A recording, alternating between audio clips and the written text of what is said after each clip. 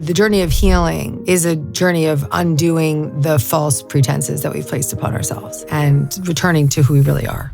All of us, no matter how great our upbringing might have been, we all experienced some form of trauma. Those moments can be so extreme for us as young children that we don't actually have the inner capacity to process those deep experiences of shame or inadequacy or even terror. And so as little people, we start building protectors. And those protectors could be people-pleasing or trying to be seen. And so through the practice of IFS, we dismantle, calm, and settle the protectors so that self can emerge. You're recognizing that it's not who you are, it's just a part of who you are. And now here's a 4-step practice to do it. The beauty is that now you have a tool that whenever you think you're going to check out, you can check in. And every time you check in, you expand your connection to self. And the more you trust in self, the more empowered you feel because you're not trying so hard to stay alive. You actually know there's safety inside, and self can help.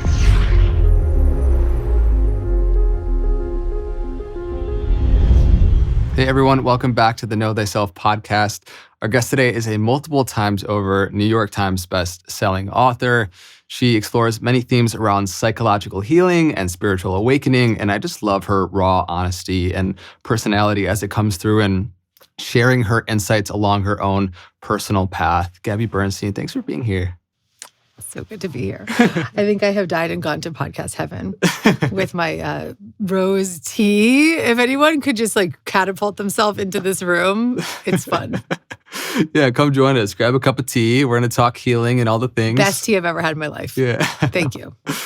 Well, where I want to start today is hearing your thoughts on something that I've been contemplating and thinking about for a while, which is we have subconscious resistance in us to receiving and allowing life to give us love, abundance, well-being, because we have somatic familiarity with scarcity and fear and not enoughness. And so in life, our mind might say we want things like a relationship, a career, a person, to come into it, but our body feels we deserve something else. And so what has been your journey exploring that dynamic? I have been on a particularly about 19-year journey now of unlearning the fear-based beliefs that create the somatic experience of that kind of suffering. And then, of course, through unlearning the belief systems, healing the somatic experience and coming through the other side to know what mental freedom feels like. And of course, then physical freedom as well, because once I have become settled now in my own inner system, my nervous system has settled and my body has settled and my digestion has settled and my physical ailments have settled. And so I'm living the goal of where I've been trying to get to. Congrats. Thank you. That's exciting. It is exciting. I'm in the there. Yeah. There often we think there's a there. I think a lot of people can relate to if we want to cultivate true well-being and manifest a life by design, we need to look inwards and see what are those psychological subconscious programs that need addressing and need loving. And so a big theme of today's conversation is going to be your exploration through IFS, internal family systems, and parts works. Because again, we might say we want these things, and then there are these parts of us that are holding us back into a familiar past. And so what is IFS and parts work for people that don't know? IFS is internal family systems therapy. It has nothing to do with your outside family. It has to do with an inner family of parts of who you are. IFS was invented by my very dear friend and mentor and brother, truly like a brother, is Dr. Richard Schwartz. He invented this therapy sort of by accident, truly. He was a family therapist, and so family systems was his model. And in working with women he had a period of time where he was working with women who were struggling with eating disorders and binging, and they would speak in session about these parts of themselves that would take over. That part of me takes over when I want to binge, or a part of me takes over when I want to self-harm. A part of me takes over when I am self-loathing. And then at times they might talk a little bit about this other part of themselves that feels really compassionate towards these behaviors, or a part of themselves that at times could feel calmer or feel more connected. And he'd ask them, well, what's that part of you? And they would say, that's myself. That's just self. And what Dick realized was that the same way there's patterns and dynamics and triggers in family relationships, the same was happening to all of these parts inside these patients. Recognizing that we are not one mono human. We are having an experience of many different parts of ourselves inside, often protection mechanisms, and a lot of extreme patterns and behaviors that have been there for most of our life. If you often check in with these parts of yourself and say, how long have you been around? That's like forever, you know? And if you've ever said it to yourself, a part of me gets really triggered when my girlfriend does this, or a part of me gets really triggered when I don't have that job opportunity, or whatever it might be. We are actually speaking for almost like a subpersonality. And so to keep this very simple, because that's my gift, and in this new book that we're going to talk about today, I'm taking IFS and, with the blessing of Dick Schwartz, making it self-help. But to give you the full picture of IFS, the goal is to recognize and honor these protection mechanisms, which in IFS are called protector parts, and to recognize that who those protectors are protecting. And those protectors are protecting very young exiled experiences from our past. So all of us, no matter how great our upbringing might have been, we all experienced some form of trauma, whether it's big T or small t trauma. In my case, I experienced sexual abuse as a child. That's a big T trauma. Some people may have experienced a teacher telling them that they were stupid, or a poor attachment figure. And that could seem like it's not a big deal. It could be like, oh, that was just like, one time on the playground or one time in the classroom. But those moments can be so extreme for us as young children that we don't actually have the inner capacity or the brain capacity to process those deep experiences of shame or inadequacy or fear or even terror. And so as a result of not having an adult figure to help us process it, and definitely as a child not being able to process it, we unconsciously say, our brain says, never want to feel that again. I'm going to shut that down completely, and I'm going to do whatever it takes to protect against that feeling. And so as little people, we start building protectors. And those protectors could be people-pleasing, or it could be, trying to be seen as a little kid, constantly asking for attention and wanting to be seen. And now they're like 50 years old and they're like checking their likes all day, thirsty for likes, right? It carries on for decades and decades. And so these protection mechanisms become the extreme patterns that we often shame most in ourselves. And so with IFS, we can start to bring self, which is that part that these women would speak about. They would say, oh, well, sometimes I feel calm and sometimes I feel compassionate. That's just myself. That essence, that Buddha nature, the God within us, the love within us, the compassionate connection, it's like an inner parent, is always inside of us. And self has been blocked by these protectors. And so through the practice of IFS, we dismantle and calm and settle the protectors so that self can emerge. And in my book, what I'm doing is making this therapy self-help. It is not an IFS book, it's a self-help book, but now you understand why it's called self-help, right? Because when self emerges, self can help these younger parts. And I did that through a 4-step process, which we can work on today. I'm really looking forward to diving into that check-in process and the protector parts. But first, you brought up a couple things that are really important, I think, to set the stage for where I would like to dance with you in this conversation, because this being the Know Thyself podcast, there are many different perceptions one can have on who we are and what is self, right? You could have the lowercase s self, which you might categorize as different personality substructures and subparts that we can work with that are important for characterological growth and like human developmental journey. You could say a capital S self is more of that nature that is, which you mentioned in your book, Self-Help, those 8 C's, which we can unpack, which really are a deeper pointing to a space that we can hold within us, because we realize that we're not actually our personality. We're not actually, our identifications with our mind, with our body, with our career and all these things. And so we start to, dive into deeper aspects of who we are. And I am personally really interested at holding both, because life is very paradoxical and we do have a personality that holds us back and creates suffering. And we have access to a reality that is also beyond it. And so to just kind of explore these a little bit further, one could say the conventional psychological work of your personality is important in healing that trauma. And then also waking up to who you are beyond it. was kind of like absolute reality. So I Yeah. feel like we have like relative reality, we have that conventional reality, and then we have like the absolute reality that we can tap into through meditation and mindfulness practices. So I guess I would like to just hear your perspective, because self-acceptance, which a lot of the IFS work is surrounded around, right? Accepting these parts, welcoming them to the dinner table. There's no bad parts, yes. Self-acceptance from the kind of absolute view is a project of the divided self, right?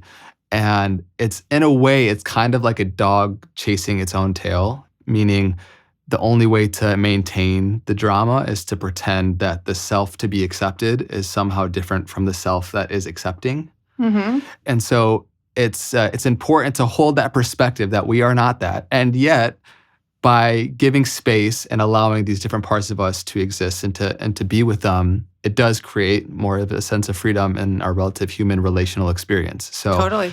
just kind of said a lot there, but I do want to get your perspective as we kind of hold both. So before we dive deeper into the protector parts and all of these things, what is your experience of capital S self, like our true self? What are the 8 C's? So we can have that as a reference point of like home that we're walking back to. Well, I feel like I have a lot of self energy right now with you. So I'm curious about you, and I'm calm here in this beautiful space with my rose tea. And I feel connected to you. I feel like a really nice connection in the room. And I have a lot of confidence. I'm extremely confident right now. I'm really proud of myself. I have a lot of courage. In this point in my life, I'm just like, probably if you were to ask me, Gabby, what are you most proud of, is my courage to have gone to the really dark places and to really tough stuff and to have healed these tough wounds to come out the other side. And so as I define the feelings that I have in this moment, and as I sit here, and I imagine that you can feel that presence with you. It's not like you're sitting here and you're like, she's bullshitting me, whatever. She says saying some nice things. I think you feel that, right? You feel that I'm calm in your presence and I'm connecting, and I have a lot of courage to just show up and confidence to be in the room. That energy is self-energy. And so we all have that energy. It's within us. It's around us. It's our true nature. And that energy, when oftentimes most people only have fleeting moments of that energy, maybe in Shavasana, or maybe after a long run, or maybe after a really deep therapy practice, and they feel so much compassion for these parts of themselves. And these are fleeting moments. And most of the time, the majority of people are just living from these protectors to protectors. Like something gets triggered, they go into a protection mechanism and they run to the refrigerator. Or something else gets triggered and they start, people pleasing, or something else gets triggered and they start controlling. And we live managing our lives all day long. And when we're in these managerial roles, we don't have access to this calmness and this presence that I can have with you right now. And that connection and that creativity, it's very childlike. Like if you hang out with Dick Schwartz, who's founded IFS, he's been doing this for so many years, he's like a 73-year-old man. It's like being with like a 10-year-old. Like it's so childlike and joyful. And I know I'm in self when I'm feeling that joy. Last night I had a girlfriend looking at me and we were at dinner and I was looking at the menu and I was like, I think I want the tacos. I was like, but I definitely want the abuela chicken soup. And I was like, I definitely want the sopa. And I was going so excited about it. And we were just like speaking in Spanglish and I was just having the best time. And she looked at me and she goes, Gabby, you're having so much fun. She's like, it must be so fun living your life. And I said, I can say that I'm having a lot of fun now, but it took a long time to get here.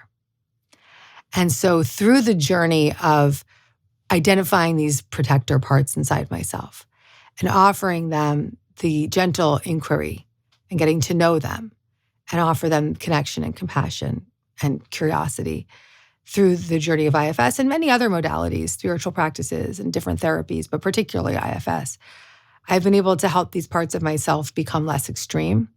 And as they are no longer in that managerial role of trying to control everything, they can relax. And in that relaxed state, self can emerge. And so the best way to define self is just to offer it to you here and say, well, how do you feel hanging out with me right now? Self begets self. Yeah. Right?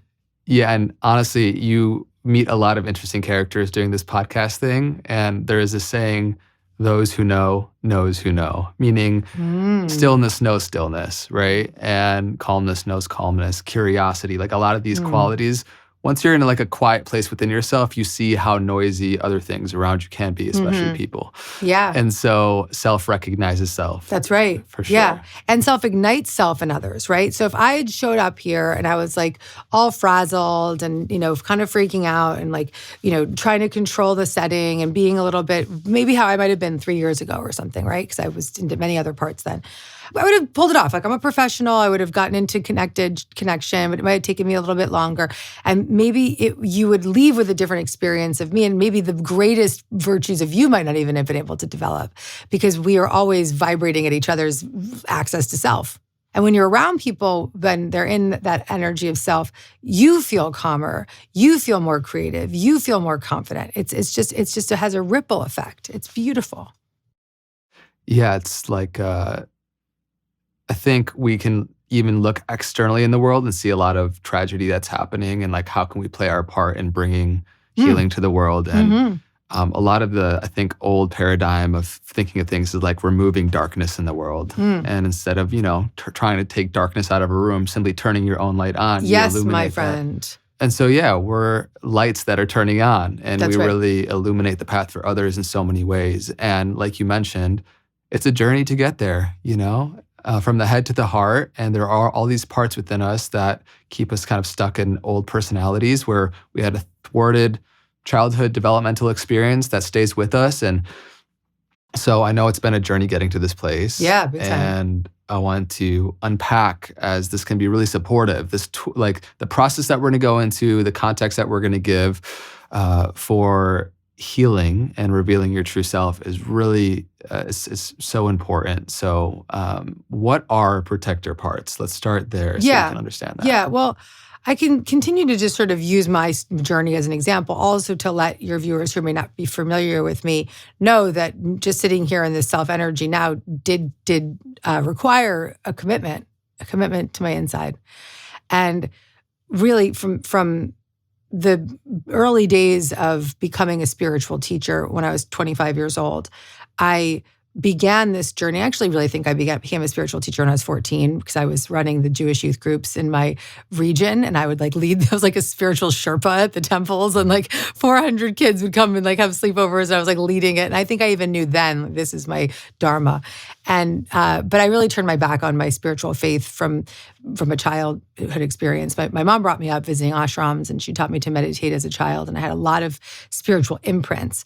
But by the time I was in my early 20s, I picked up a lot of protectors, and I had probably had them all throughout high school and throughout my life. And they were really protectors like love addiction, right? I felt like if I'm not in a relationship, I might die. And I remember one day I was feeling so much shame around that love addiction. My best friend from high school said to me, this is when I was in my early 20s, he said, Gabby, you're never single. What's wrong with you? You're never single. And I was like, oh, that's really shameful. I don't like that feeling. And so I said, I'm going to put down that. And what happened the next day? I picked up cocaine. Transferred protectors, right? So for some reason, that relationship made me feel safe from some impermissible feeling, and that was how I was protecting myself. And then when I put that down, I picked up the coke. And then when I picked up the coke, that was a big, hard bottom. I hit bottom fast by the grace of God, 25 years old, 19 years ago to this month.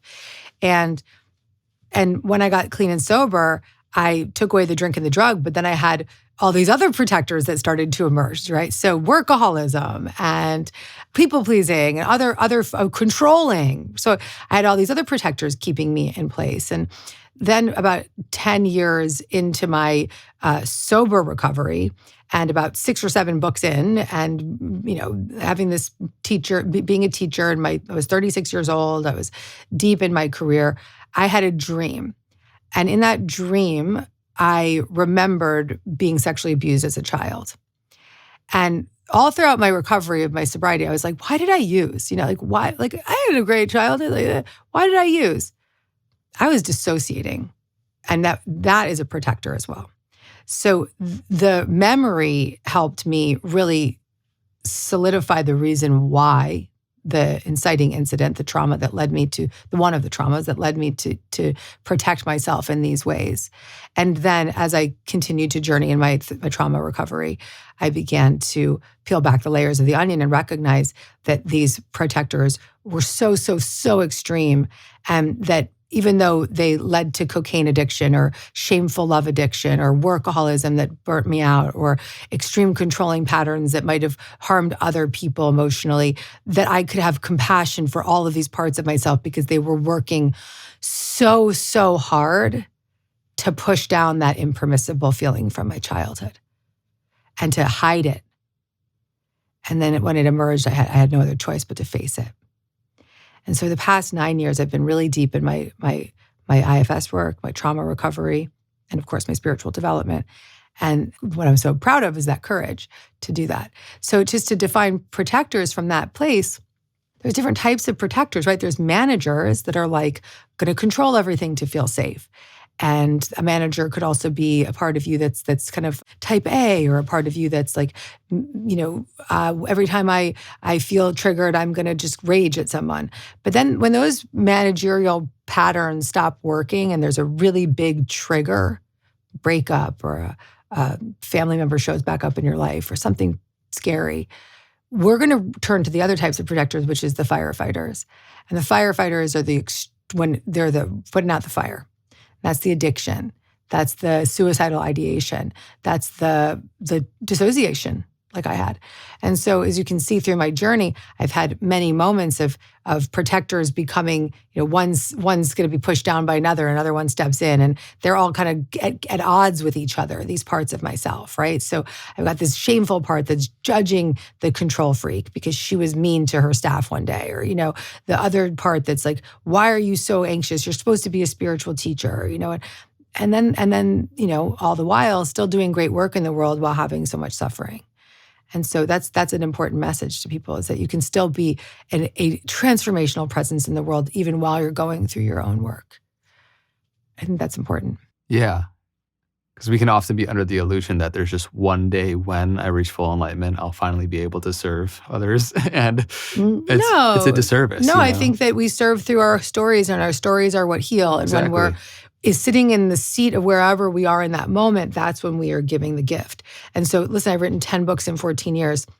And a lot of my controlling parts wrote those books up until this most recent one. And as much as that was like controlling and writing a book on an airplane while I was on the book tour of the last book, it was an extreme way of living, but it was also creative, and it was also in the service of others. It was also in the service of myself.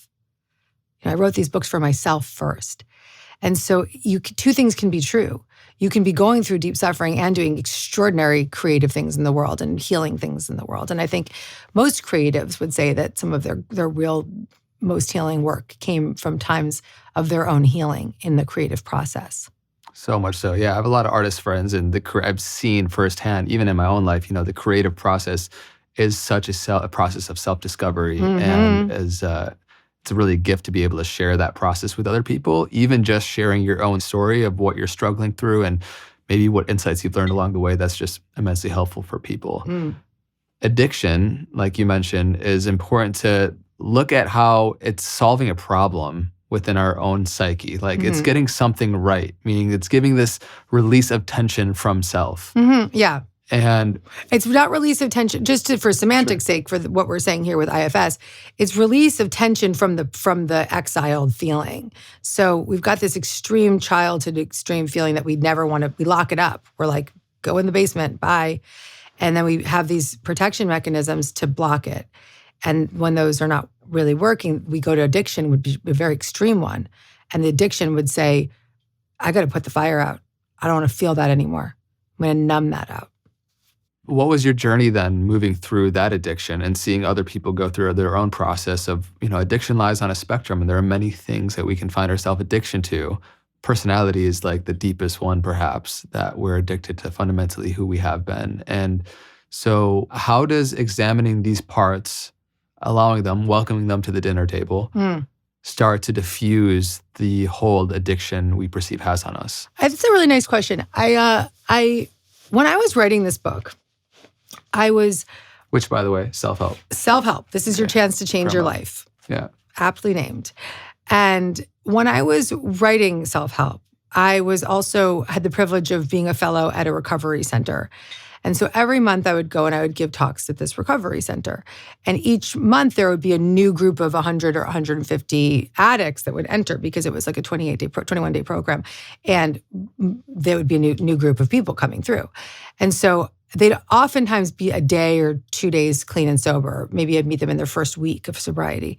And there's just, the rooms were just filled with shame and blame and detox, and you'd walk in. And this was the work that I was workshopping with them, because I often would workshop whatever I was writing at the time because it's on my mind. And I'd enter these rooms and I would open up with something pretty bold and a little bit risky, but I felt like I had enough self-presence to do this with them. And I would say, first and foremost, I am you. I know you. I recognize myself in you. And I'd make that connection. And then I would invite them to share openly, or just raise their hand, or just get honest with themselves. And I'd say, how many people in this room have experienced some kind of adverse trauma as a child? And everybody in the room would raise their hand. And then I would ask them to really recognize that for a moment. And then I would say to them, well, that's really difficult stuff to ever have to face. And so wouldn't it make sense that we would do whatever it takes to put out that fire? Wouldn't it make sense that we would go to all lengths to not have to feel that? And everyone would sort of nod their head and be like, yeah, that makes sense. Like, I would have to just put that out. And then I said, well, if we were going to any length to put out that fire, and that led us to addiction, can you have a little, possibly open your mind now to see that addiction as something that was trying to protect you? And half the room would be like, no, my addiction's terrible. I'm a piece of shit. And that's where they are. I mean, to ask them to see it differently in that moment might be too extreme. But I'd see the other half of the room and they'd be like, for a second, a split second, yeah, maybe I've been using to numb this thing out. And I'm not actually a horrible person. I'm just a wounded person who's been trying to put out the flames. And as the hour would go on, we might be able to get a little bit more and more connected to that addiction. And so I think that if any addicts are listening, or people who are loved ones of addicts, or we all have our own forms of addiction, if you can even just simply reframe it for a moment and say, oh, every time I go to the sugar, I'm going there because, I'm triggered by something, or there might be something underneath that. I'm curious. Or maybe you have more awareness and you know that you're drinking over your childhood wounds, and you could say, well, I have a lot of compassion for myself when I pick up a drink. That's an opening. These are openings to start to open up a new perspective of the why behind the pattern. So a tool that I think would be good to highlight here, which really just makes it extremely practical in our own daily life and application of all this, is we can have the awareness of these behavioral adaptations and addictions that we have, small or big, right? And a question that I've heard you refer to as well that can be really supportive is just asking, how is this trying to help you, right? How is this part trying to help you? Yeah, I'm grateful that you asked, because, in fact, I'll just take you through the steps, because the 4 steps, it's called a 4-step check-in in the self-help book. And the 4 steps are designed to help you become curious and compassionate and connected to the part of you.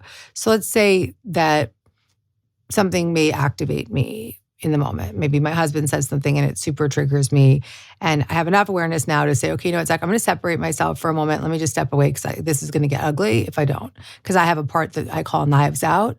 And when my husband triggers that part, knives are fucking out, man. Okay. So I might say, okay, knives out's about to step in. So I'm going to step aside. Right. So then I have enough awareness now. Maybe most of the time we don't have that. And for many, many years I haven't, but I've done enough of this work now that it's in my system. I can see, I'm not going to a good place. Let me step away. So I could step away and I could do the 4-step check-in process. And so the first step would be to choose to check in. And that choice began by separating myself. And the choice to check in is, instead of checking out by knives out, losing my shit on him, just projecting and unconsciously reacting, becoming so blended with the reaction, becoming so righteous in the reaction to a very dark place, which could affect our 6-year-old and affect him and affect the bond that we have. So instead of going into knives out, I can choose to check inside instead of check out. That's step 1. And that's when you focus your attention inward. Which to expand that space there between stimulus and response. Exactly. Yes. A tool that I think is really supportive for that is our breath. Yes. To be able to respond consciously instead of the unconscious reacting. Yeah. And in fact, we can come back to this. Let's put this on the shelf. There's a chapter in the book about prayer and how that could even be the first step before the first step, right? So we can get to sort of how you get to step one. That's like a whole other topic. I love that you brought that up. Because a lot of times it's just immediate reaction. Most of the time you're not going to have the awareness. That's why I want the reader to start to do this with small things, right? So let's keep it more simple for someone that's having their own experience. Like maybe they're at work and their boss says something a little bit sideways and it makes them a little triggered. And they're like, I could go off and be mad about this all day, or I could choose to check in. Okay, Gabby Bernstein wrote this book. I'm going to follow the book. I'm going to choose to check in. Go to the bathroom, you choose to check in. Yeah. Or with any other things that we're struggling with in our life, for example, drinking alcohol, and there's this urge from seemingly nowhere inside of us that says grab the bottle and we just do it, right? Right. Or pornography, and it's just like you just go straight to it. Expanding the space in between the choice is I think really important here. So we can come back to that. Let's have a whole conversation just on that, okay? Because that's a whole other level, and I'm excited about this. So step one is choose to check in, assuming we had the space, assuming the stimulus and the space was enough, and we then would do step two, which is to become curious about that part of us that's up. So in the case of Knives Out, Knives Out's trying to come through. I'm going to choose to check in and I become curious. Okay, where does it live in my body? It's in my chest, like always in my chest, like rageful. It's in my jaws clenching. My fists will sometimes even go like this when Knives Out is there. Like I can physically take on the physicality of that part. And I can ask that part, what do I know about you? Like, how long have you been around? And it's like going to be like, forever, Gabby. We've been here forever. And then I'm going to ask the part, what else do you want me to know? Are there any images or sensations? And then I see myself as a little girl and it comes to my mind and I see myself just screaming and screaming because my pigtails aren't straight and I just need to control everything and I just need to feel safe and feel in control. And so I get a little bit more information. I just keep sourcing this information about this part. And as soon as I feel slightly connected to the part with the images and the feelings and the sensations, the third step is to compassionately connect. And that's when you'd ask that part of yourself, what do you need? And in asking, what do you need? These parts are going to reveal the most beautiful responses. They'll say things like, I need to rest. I need to play. I need to ask for support. I need to speak up. I need to be heard. And that inquiry alone offers these young parts, they're little parts, they're young, such awareness and presence. And then the fourth step is to check for the C qualities of self. And the reason that you want to check is you want to see am I feeling better now? And so you would check back in with your system and you'd say, am I feeling a little bit more calm? Do I feel connected to the part? Do I feel a little bit more compassionate towards myself or the other? Do I have courage to speak up? Do I have a connection, confidence, creativity? And you just start going down that list of those 8 C's and you see if you have any presence of that self-quality inside of you. And typically, if you're doing this often, self will continue to emerge more and more and more. And the beauty is that now you have a tool that whenever you think you're going to check out, you can check in. And every time you check in, you expand your connection to self. And as you start to expand that connection to self, you have more and more trust in self. And the more you trust in self, the less extreme you are. And the more you know where to turn. And the more empowered you feel because you're not trying so hard to stay alive. You actually know there's safety inside. And self can help. Beautiful. Thank you for sharing that. Yeah, we'll reinstate, because I think it's important that we hit the bullet points again one more time for people to write down. We'll put it on screen. The check-in process. Number 1, notice when a part is activated, like feeling anxious or critical. Step 2. Then choose to check in with it. Okay. Yeah. Choose to check in. Step 1. Number 2, get curious about it rather than fighting it. Mm-hmm. Step 3, ask what it's trying to do for you. Yeah, so compassionately connect and say, what do you need? What do you need? Listen to what it needs would be the ask it for what it needs, yeah. Bring compassion to it from yourself. Yeah, and what I want to point out is that the 4 steps, and this is why this isn't IFS, this is IFS-informed self-help, to be really clear. Yeah. IFS would be a similar inquiry inside, but it's guided by a therapist, and it's teasing out. It's a much more in-depth process, and it's many differences. Yeah. What I'm using here are self-like qualities to apply towards your inner condition. And so you lean on these self-like qualities, which is the choice to check in, and the curiosity to inquire about who this part is, and the compassionate connection of asking, what do you need? And then the checking for the C qualities. So leaning on these qualities of self to guide you through this 4-step process allows that energy of calmness and connection and curiosity to emerge naturally. Curiosity, compassion, calmness, clarity, creativity, connection, courage, confidence. 8 C's. So get that right. If you got all 8, then we're right. I think so. Because always going to miss Yeah, a those C. are great. Yeah, those are great reference points. Even curiosity, like it's a subtle shift that makes a huge world of a difference instead of this automatic dismissal energy, which we can often have with these perceived negative parts of self, right? It's like, I don't want to deal with that, right? Just push it away. Yeah. Instead, you're just like, okay, like I don't need to accept you yet, but like I'm curious a little bit about it. It's funny. I've been noticing even in myself, I'm such a fixer. Like I have a fixer part, right? Because I just have such a knowing that like these things can help. And I'm always wanting to sort of be like, even if my husband has like indigestion or something, I'm like, try this supplement. Like I'm a fixer. I want to give solutions. And that's not what people always want. And that's not what parts want. Parts want to be seen and they want curiosity. And I mentor a young woman and she'll call me and she has a very huge career. And she'll call me and she'll say this and she'll say that. And I'll immediately go into like, well, let's fix this because you've got a tour. Like I'll just be like, fix, right?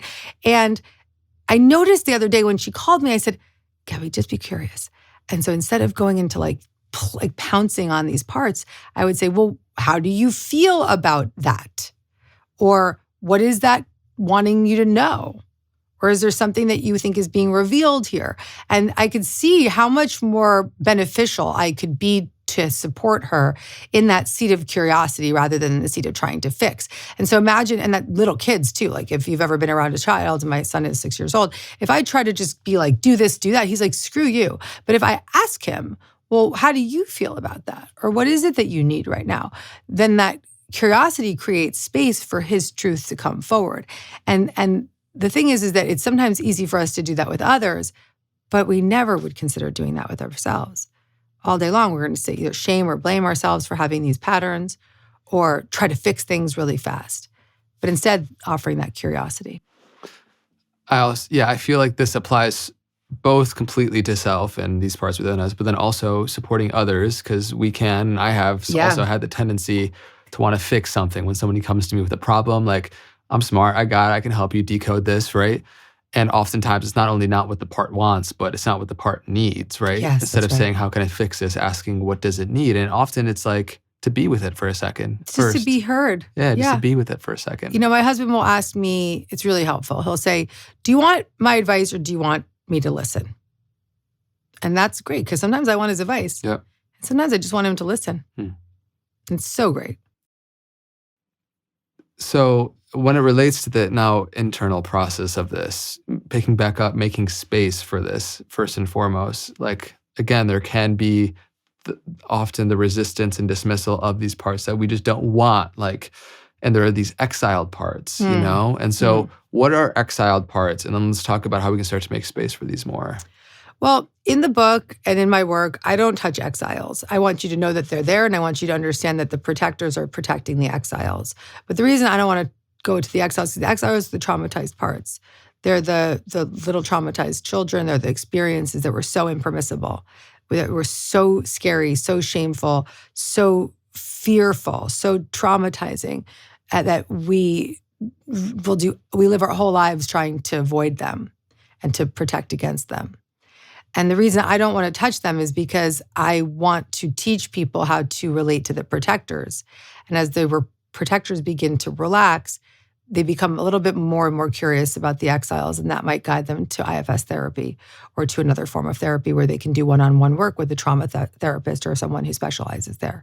Because it's very frightening when people are in the world, like self-help people that aren't licensed and don't have the ability to handle or hold the space, that are like, I'm a trauma person, or let's rip off the Band-Aid. Like, you better run the other fucking way if somebody says that to you, because these parts are being hidden for a reason. It's like a pressure cooker. If you just tried to open the pressure cooker, it would explode.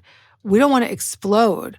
There's protection mechanisms that are doing a really good job keeping the big feelings at bay. And we just want to calm these protection mechanisms. And as they start to calm and we build up more self, we become safer inside. And in that safety, then we have more presence to bring to the exiles. So the exiles, they need our support, but I recommend IFS therapy for that. It feels like if we have a wound externally on us, it needs the right environment to heal. And those internal wounds similarly need that right environment, which is important to have the caution, right? Because if you try to fix it or do something rash right off the bat, it can worsen the wound, you know? Yeah, if you have a exile and you just try to go into it, or you go do like some kind of journey or something, and your trauma just emerges, and then you come out of it and you're like, I'm living in it. You become blended in it again. When I remembered my trauma from my childhood, for many months, I was living in the little girl. I was so blended with that girl. And thankfully, I had all the resources and the therapy. And listen, not everybody's going to be able to have access to a therapist. And thankfully, there's more services these days that make it more affordable. But not everyone's going to have that access. And this book may be all they have. And so the suggestion would be just begin by doing the inquiry with these protectors. Don't go straight to the exile, because the exile is a little scared. It's not even a little scared, is terrified. And we want to not rip off that Band-Aid. It feels like we often can have a fear of losing our parts. And it can make logical sense to us that, like, you know, this part's not serving me, so yeah, let's heal it, or maybe get rid of it, right? Which is its own illusion. Often these parts are what have driven our ambition to become successful or get many things that we like in our life, you know? And so we have this fear of, if I heal this part or let go of this part, then what about all of these other things that I've garnered? And so what do you think about that? Because I've seen this so many times, right? So many amazing comedians, right, were traumatized deeply and coped by being able to make their mother laugh, for example. Like Robin Williams is a powerful example. And, you know, there's this deep feeling of, if I'm okay with not being funny, you know, or these parts that I heal, then my whole life has been built by traumatized aspects. The good news is that we're not trying to get rid of parts. We're just trying to calm them down. So, for instance, my controller wrote 10 books in 14 years. We don't want to stop her. She's going right now, after I leave you, to go write another book at Commune. I'm going to go spend 2 days finishing a book, right? As I'm launching this one. And that's because there's inspiration. That's because there's joy. That's because I have the space inside of me. I'm a medium. I'm channeling this material. It's coming through me. I have to allow it. So it's beautiful. And had that been me writing a book 5 years ago, I would have felt like I have to, you know, get on the plane and get that book done, or get to the next place to finish it. I have a deadline. Right now, I'm like, I've got 2 days and space. I'm going to go take those 2 days, and I'm going to hide in a little cabin and drink nice coffee and going to channel a book. And so that is really different. So the controller needs to still be in my life, because she has a lot of things she has to do, right? My controller part was in Phoenix yesterday giving a talk. She's had 9 podcasts in LA. She's writing a book this weekend. And then she's going to Denver on Monday to give another talk. And then she's going to go home and have Halloween with her son. So she's got to be sort of in control, right? But she doesn't have to do it in such an extreme way. She's not burnt out anymore. She's not so controlling that she's so unpleasant to be with. She's not so controlling that she's projecting onto the future and making other people around her crazy. She's in a place where the controlling part is, I call it a she. My parts are female, and you know, they can have different genders, so mine are female. Where that part of me is so settled now that she can do the great work. She's not stopping anytime soon. She'll be working till she's 100. And she can do the great work in a less extreme way. But I don't want her to go away, because I got things to do in this lifetime. If she just disappeared, I'd be sleeping, right? Yeah. Well, let's push. I want to push back a little bit. I can rename them. Like, Sure. She's not a controller. Now she's just like an untethered force of light. Right. It feels like there's different places in which these energies can come from, right? jumping into, for example, writing a book because you have this feeling of needing to control reality and scarcity of, if I don't do it, I won't make enough money, or, I won't be as famous, or whatever the thing is, right? Versus I have space, I have this inspiration that's like kind of evoking from within.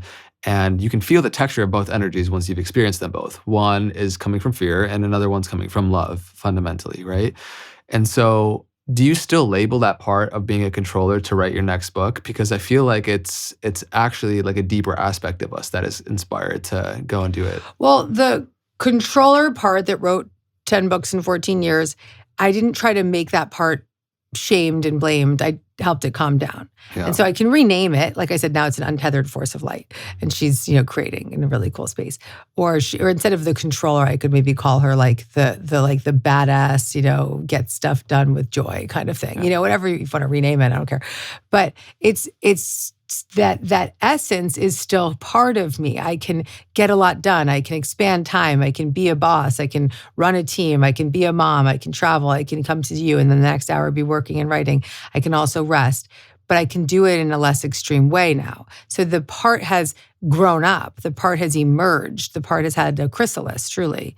And so it's not saying that we stop these parts, right? Like my addict part is no longer active inside of me. And now I can see that part as like finding this like extreme joy in things instead of extreme, checking out, right? Yeah. So I think that that's important, though. It's important to identify that these parts of us don't need to go away. They're not bad. They have to just be unburdened, and they can take on a new form. What's really an interesting, thought experiment for me is because we have these parts that we can gain awareness to and that we feel shame around, for example. But I really feel that there is this kind of divine guidance, divine design, whatever word you want to use, whether it's the law of cause and effect or God or the universe or life. In a way, our wounding drives us to develop these amazing skill sets and things that become useful in our like life's purpose and our dharma. So it's there's actually a function that is useful, and you can develop amazing skill sets that aren't obviously driven from traumatized parts, right? Yeah. But oftentimes there's amazing capacities and skill sets and things we learn about ourselves that are useful on the other side of of being on our healing journey. And I just think that's a really important thing because it invites a little bit more gratitude for the path and for the parts where we've been transgressed, because it's good to feel have a healthy amount of pride for the version of us that drove us to do the things that we did. Absolutely. I mean, I'm so proud and grateful for these extreme parts of myself because they've done good work in the world and they've got me to where I am today, and they've brought me to my knees so that I could heal. And there's only love and connection to these parts of myself. And I'm so grateful that they had a presence in my life and that they have now become more safe. And I'm not in any way saying that I don't have extreme parts anymore. I'm just saying that I have a new way of relating to them. Yeah. And that it's really a lot of this freedom inside is very new for me also, like really even like a few weeks new. I've even noticed it in my marriage, just like having that space to step away and to just witness. And we have to come back to the space between the stimulus and the response, right? Yeah.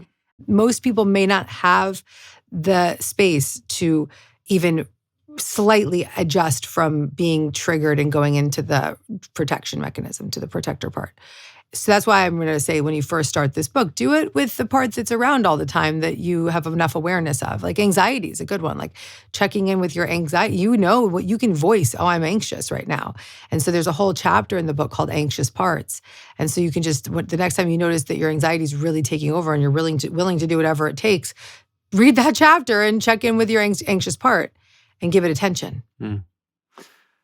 It feels like awareness in and of itself starts to slowly unravel these things. Totally. Like even just saying, I see you, and just noticing it. Totally. Because what we often try to do with these extreme patterns or these feelings is we try to push them down or numb them out or avoid them or shame them. And instead, what if we just looked at the part and said, oh, I see you, anxiety. I know that you're there. Maybe we can choose to check in with you. What you're doing also is you're recognizing that it's not who you are, it's just a part of who you are. And that we're always doing the best we can with the level of awareness that we have.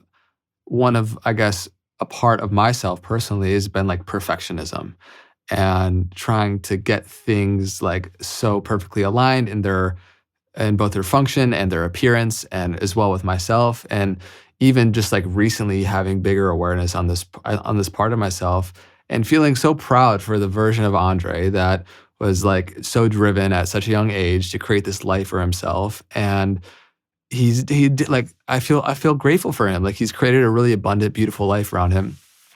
And the tension, the subtle tension that shows up sometimes in my life of altering my behaviors in any way to be perceived a certain way, like just change in any way, just making more space. I found personally making more space for that and just examining it and just having awareness for it to like allow it to be there has diffused the energy in which it's coming from and given me more access to self as well. Yeah, totally. I even think about starting this podcast. The original podcast art that I kind of created from the start was it's like very spiritual looking. It's got like sacred geometry in the background. And I could see part of myself that was projecting onto like that, for example, of like who I wanted to be and become. And the more that I'm growing on my own path, the more that I see like I've embodied a lot of kind of who I've desired to become, you know? And I have the desire less to be seen as like a spiritual person because of that, you know? Beautiful. Yeah, I think that the pretenses that we place upon ourselves are also protectors. And the journey of healing spiritually and therapeutically is a journey of undoing the false pretenses that we've placed upon ourselves and returning to who we really are. And making that space like we keep coming back to, right? Between the stimulus and response, there is that space which we can have a choice and we can expand it. It's a win to notice that space, even in the most subtle moments. Even right? just noticing that space and just seeing it for a moment is a huge win. Starts to grow. That's the whole point of this check-in process, because the more you check in, the less you check out, the more space you create. And then the easier it is, like any habit, to choose to check in instead of check out. It seems like we feel there's like this revolutionary like healing process where our issues won't happen in our reality anymore. And it invites a lot more spaciousness with what you're sharing to like, it's a subtle repatterning and awareness. And it's like, it's a gentle process instead of this huge revolution, you know, which might feel like in the moments, but it just invites more patience on the path, which is great. And it allows you to look at the difficult extreme parts of yourself and say, okay, what do we have to learn? What do you want me to know? We got some work to do. Like, this is a great opportunity. Listen, they don't call it self-help for nothing, right? It's self-help. It's having the courage and the bravery to say, I see that there's something that's happening inside and I want to take a look at it. And now here's a 4-step practice to do it. How have you balanced this psychological work with the spiritual realization aspect of this? Because there are these parts of us that hold us back in our personality and different things. And yet we were speaking to the reality of us that is deeper, that encompasses that, right? Like the blue sky that holds all the personality substructures that are the clouds and the weather and all of this. And so how do you balance not reifying and further solidifying and identifying as these parts, but building a relationship with it that allows it to free it? Because it almost feels like it serves a purpose, identifying and feeling these parts of yourself. And then that is almost what gives it permission to dissolve more. Well, I like what you said. There's this beautiful concept in IFS of getting into a relationship with the part. And the more that we can get into a relationship with these parts of ourselves, we can stop blaming them and we can just keep connecting to them. And that's the greatest relationships you'll ever have, because you're looking at yourself every day and you're like, okay, I've got this world of little children inside of me and they need my attention and I can relate to them because I've got a tool and a practice to do that. And it becomes safer and safer and safer to do it. It's really beautiful. Yeah.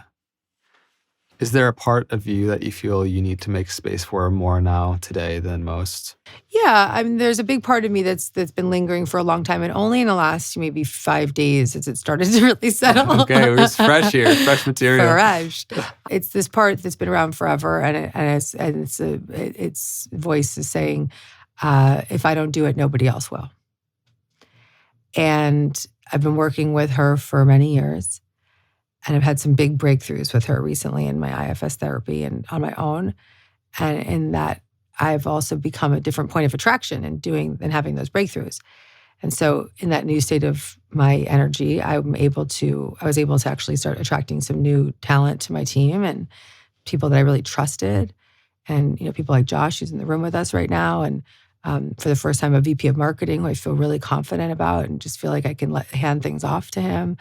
And I wouldn't have been able to attract that kind of person into my life if I hadn't done the work to undo that belief and to speak for that part, to even say to my team, I know I'm being a little controlling right now, but it's just that part of me that still believes this, ... Thank you for your patience. And the part in this moment feels really steady. And she still gets triggered when something isn't done the way she wants it, or when she's sort of like, we should be doing so much more. Or like, why am I not getting the most out of this situation? And she's still present and still active, and I'm going to keep working with her because she's not complete, but she's feeling so much more settled than she ever was before. I was on the phone with my VP of marketing this morning, and I was getting my makeup done and talking to him for an hour. And at the end of it, I was like, bro, I think I might cry right now. But I was like, I feel so good inside to know that I can really trust that you're going to do what you believe is right with this. And it may not be exactly the way I would have done it, but I trust you to do it. And that's like, I explained to him, like, this is a really big deal for me to trust somebody in that way. And I have plenty of people on my team that I did, but in the marketing side, it was really hard. It's a hard person to hire for. But the fact that he's there and his presence, and he started crying on the phone, and we were both just like having this really beautiful emo moment. My makeup artist is like, this is the most beautiful moment. She's listening to it on speakerphone. She's like, it's the most beautiful moment I've ever heard. And it really was, because I got to express my gratitude for him, but also for myself, being able to let him do his thing. And to be a partner, not a dictator. And this is a part that I've been working with for so many years. This part has really been harmful at work, right? She's really shown up. She's really been scary. She's not made people feel safe. And even if she's a good person and they love her, they're still unsafe. And she's really settling. And it was just a beautiful thing to witness. It seems like anybody who's done anything, substantial in life has been able to do so because of an amazing team behind them. And I feel like even in my own journey with building a team, there is this fear that we can't have of somebody not doing it up to par of where we would want in the process of delegation and building a team and partners where it feels like you can trust. It's a real thing that I think a lot of people struggle with as they build their career, is like finding often these controller parts that just want to get it right and will probably do it better if they do it themselves, but being okay with it being done at 80 to 90% of what you thought it would have been. And it seems like it's really needed if you want to scale, because you can't. Yeah, I mean, one of my next ventures is going to create a training called Self-Impact Training, where I'm going to teach leaders, whether it's a business leader, or a thought leader, or a life coach, or entrepreneurs, how to lead and do their work from a place of self, and how to make an impact. Because the impact that we want to make can only really be made when we have an impact on our inner world. So using this tool from this book and other practices that I've developed over the years of recognizing where true impact really comes from. And a lot of that is learning how to relate to your parts and heal your parts so that you can relate to others in a way that's empowering and safe and curious and calm and compassionate and connected and creative. Because when you're not there, you're in your parts and you're showing up to your. One time my therapist said to me, I think it might be best if your 10-year-old self didn't show up. Your 10-year-old part didn't show up to work anymore. And I was like, that might be a good idea. I think all this work is just bringing us back so much so into our heart, and this, like a feeling of freedom that is our birthright. That feels like a lot of work sometimes to get to, but we get glimpses of it more and more, and it starts to become the reality in which we live. And it's such an amazing place to live life from. And I think for those of us that taste it more of a predominant reality, we're passionate about sharing others and helping to whatever degree we can, guiding them back into that place of realization, because this life is such a gift and tomorrow is not promised. And like to embody more of that energy, let more of self come through is so amazing. And just thank you so much for your continued dedication towards sharing your process throughout it all. Yeah. Well, thank you for being in self with me today. My honor, my pleasure, actually, Beautiful. literally. This conversation was amazing. It flew by. Like So fast. so That was so fast. fast. But let's just create a little bit of spaciousness here towards the end in case anything else is alive. Having the context of the conversation we had, is there any other topic or thing that you think would be valuable for the listeners at this point? Yeah, I mean, I think you have a lot of spiritual followers, right? People who are on a spiritual path. Am I correct? The content's very spiritually grounded. And I think that one thing to notice for people, and this is only because I'm speaking for a part that I had for many years, was the part that might spiritually bypass. Because for many years I was, training in Kundalini and like meditating for hours and channeling, and all of that was extraordinary, and it was better than using drugs, but it was also a protector part. It was trying to get above the suffering rather than relating to the suffering. And so spirituality is a through line within everything I touch. So everything I taught today is a spiritual practice. And recognizing that sometimes that spiritual practice is in that inner inquiry and not so about getting above or beyond it. And so that's, I think, a nice place to leave that little acknowledgement that I've been a spiritual teacher for 19 years. And for half of that time, I was spiritually bypassing. And it wasn't meaning that my spiritual experiences weren't absolutely true, magnificent, supportive, healing, exactly where I could be in that moment. But it would have been cool to hear somebody be like, oh, you don't have to go above it. You can get into it. It's a really important reminder because it can be kind of insidious and like masquerade itself in how like these parts are showing up, because we might label a lot of those behaviors are like going to yoga and eating like whole foods and like things that they're good to do, right? But the place it's coming from oftentimes can be, especially in the health and wellness space and spiritual communities, is actually not coming from a free energy. It's not coming from the love of your body. It's coming from, can come from shame and bypassing. And control. Yeah. Yeah. And it's like, no matter how many things we get right, quote unquote, with our behavior, if it's coming from a psychologically limited place, right? They're like subconscious patterns that are not free, then we're going to, and I've seen this so many times, people can't resolve a health issue because they're not addressing the actual underlying thing, right? That's right. Yeah.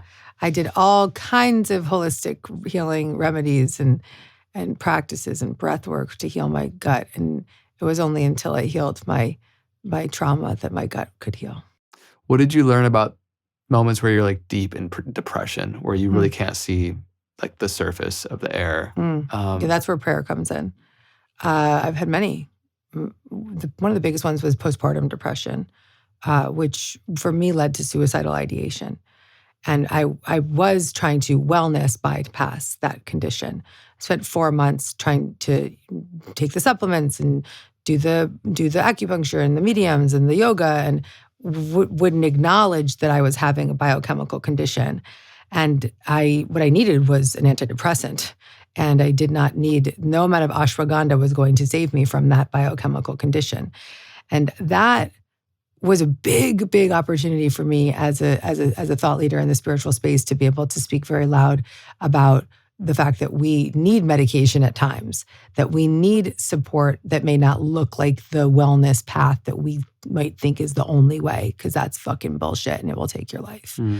And sometimes you need hormones, and sometimes you need medication, or you need a surgery. And when and that recognizing God is in the medication, God is in the doctors. And it's when we bypass that we miss the healing opportunity. And depression, these tools don't work when you're having a biochemical condition. Because when you're in a real depression, you don't actually have enough space between the stimulus and the response, right? And so the only thing I would offer there is a prayer, and pray for help. Pray for help. And that's all I could do. And that prayer for help finally allowed me to hit my knees, finally allowed my therapist to intervene, finally allowed me to get to the right psychiatrist, finally allowed me to get the right medication. And so and to accept that God was in the medication. And so I really want to emphasize that if someone's struggling with a chemical issue or a postpartum disorder or a hormonal, I'm in menopause now, I'm 45 and I'm in menopause, and I'm young, in that state. And I'm now on hormones and I'm sexier than ever and I feel fucking awesome. And so not taking those hormones because I'm too holistic would destroy me. Yeah, I think it just requires such discernment, and like there can be a lot of judgment towards Western medical system because, of course, there is a lot of not so great things that happen in the industry in terms of relation for chronic illness, right? Acute injury, Western pharmaceutical, and they're just drug dealers. Yeah, totally. Yeah, and so I have even caught myself really like having a lot of resistance to the pharmaceutical industry because it's become such a massive business. And well, how old are you? 27. Wait till you turn 40, honey. You're going to be like, okay, well, what do I need now? We'll see. Yet to be seen, right? It's easy to not need any kind of pharmacology when you're just functioning at a high level. But keep going. Sorry. Yeah. Well, where I was going with it is just, there is I think for certain people at certain points in their life, like it can be an amazing tool. For example, antidepressants, where somebody is so biochemically in a fog where they can't see straight. It's or a mother who's postpartum. Period. Mm-hmm. I'm going to save lives saying that. Yeah. Because you have listeners that are very spiritual, they're on their wellness path, and they might feel shame around taking an antidepressant when they're having postpartum depression. But you know what? It will kill you if you don't. I've also not seen all people, but if you're in it can take you to suicidal ideation. Yeah. I have had big debates about this with big leaders in this space, and I think it's very, very dangerous to shame or in any way or shape or form put down modern medicine because people need it. And, particularly women, because our hormones, I need to be really on this platform speaking this, you will never know the suffering that a woman has to endure. And it's just by the nature of you being a man. And we have hormonal fluctuations all throughout our life, but starting in our mid-30s, we go through and we start to go into perimenopause. And when those hormonal upheavals begin, it's now in the zeitgeist, which is wonderful, but it hadn't been for so long. And so women would silently suffer extreme mood swings, hot flashes, and not just the typical things like mood swings and hot flashes, but anything like, not sleeping, physical pain, frozen shoulder, just total brain fog, like literally cannot remember your best friend's name, extreme conditions. And you're just not able to function or thrive in the world. And when women have gone unmedicated, they've lost their jobs, they've lost their marriages, their children will tell them, Mom, when you were, 10 years ago, you were really difficult. Really I was? Because they didn't have enough awareness around this. And so I'm going to speak for this, that hormone replacement therapy is something that is being spoken about very proudly right now. And women that do lose their hormones, it starts to lead to many other physical conditions like cholesterol and diabetes and heart disease and dementia. And so I'm not pushing hormones. People have many different paths, but to just suggest people to be curious and to be open because it's serious. Of course. Really serious. Yeah. And again, just discerning and doing your own research above all else, right? Because there's so many misdiagnoses as well. I almost lost my mom because of one. And there's so many examples where it goes horribly, Definitely. So, but there are a lot of amazing stories, examples as well too. So, there's, in terms of human suffering, there's so many aspects in one which could look at something, right? From the mental to the physical to the biochemical to the spiritual, right? And I think it's important to give grace and space for people figuring it out. I think that you need to figure out what's right for you, but don't let shame take you away from the miracle. And I think that these things all do work together, right? So I may take estrogen, but I also will take ashwagandha, or I'll also take, a androgen support supplement or whatever. You know what I'm saying? So these things all can coexist together. And really, the biggest thing is to do the inner work, because without that, you don't have enough inner awareness to even be able to discern what is right for you. Just to kind of wrap up on that, what have been your mindfulness practices? How has meditation played a role in your journey of all this? Because we spoke to you many times how the awareness and the making space for these parts of us and going on our own healing journey, developing clarity of mind to be able to look at these things and discern is so important. And meditation is one of the biggest things that can help lessen the identification we have with our thoughts and emotions. It allows us to actually more effectively do parts work when we're not so tightly wound up and identified with them, you know? And so I think we can get caught in the either or paradox of like just extremes. Like it's either none of me and I'm gonna bypass it, right? Or like so identified in the personality, right? And utilizing both is really important. So yeah, just curious as we're wrapping up here. I have had a daily meditation practice for 19 years, and it's also just part of my day. So even if I'm in the car for 10 minutes and I'm in an Uber and I've got 5 minutes in between, I'll go to my mantra or my breath. And I wouldn't be who I am. I wouldn't be sitting here. I wouldn't have had the expansiveness inside to do this kind of work if it were not for the steadiness that my meditation practice has provided me. And I also have access to that tuning in fast. I've got that access, and so and the more I've developed it, so it's joyful. It's just such a joyful experience to be able to just tune in and let this outer experience dissolve around me. Yeah.